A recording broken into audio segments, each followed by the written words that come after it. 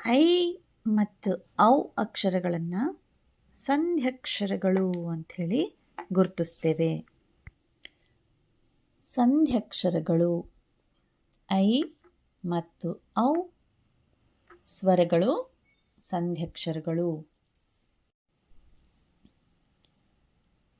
Kannada ವರ್ಣಮಾಲೆಯ ಸ್ವರಾಕ್ಷರಗಳಲ್ಲಿ I ಮತ್ತು ಔಗಳು 2 ಅಕ್ಷರಗಳು. ಇವುಗಳನ್ನು ನಾವು ಸಂಧ್ಯಕ್ಷರಗಳು ಅಂಥೇಳಿ ಗುರುತಿಸ್ತೇವೆ. ಐ ಮತ್ತು ಔ 2 ಸಂಧ್ಯಕ್ಷರಗಳು ಅಂಥೇಳಿ ಕರೆಯಲಾಗುತ್ತೆ.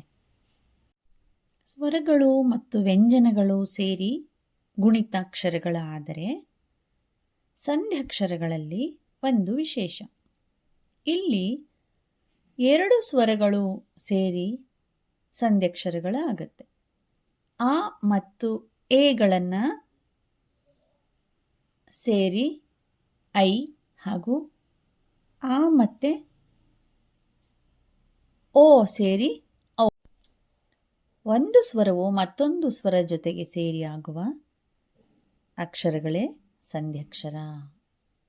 ಯಾವ ಯಾವ ಸ್ವರ ಸೇರುತ್ತೆ ಅನ್ನೋದನ್ನು ನೋಡೋದಾದರೆ, ಐ ಅಕ್ಷರ ಆಗಬೇಕಾದ್ರೆ ಆ ಮತ್ತು ಎ ಅಕ್ಷರಗಳು ಸೇರುತ್ತೆ.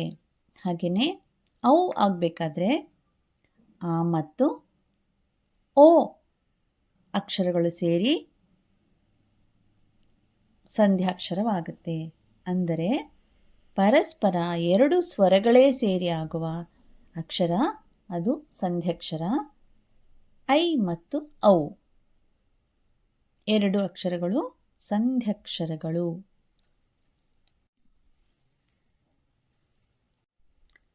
ಕನ್ನಡ ವರ್ಣಮಾಲೆಯಲ್ಲಿ ಬರುವ ಈ 2 ಸ್ವರಾಕ್ಷರಗಳನ್ನು ಸಂಧ್ಯಕ್ಷರಗಳು ಅಥವಾ ಸಂಧ್ಯಾಕ್ಷರಗಳು ಅಂಥೇಳಿ ಸಹ ಕರೆಯಲಾಗುತ್ತೆ.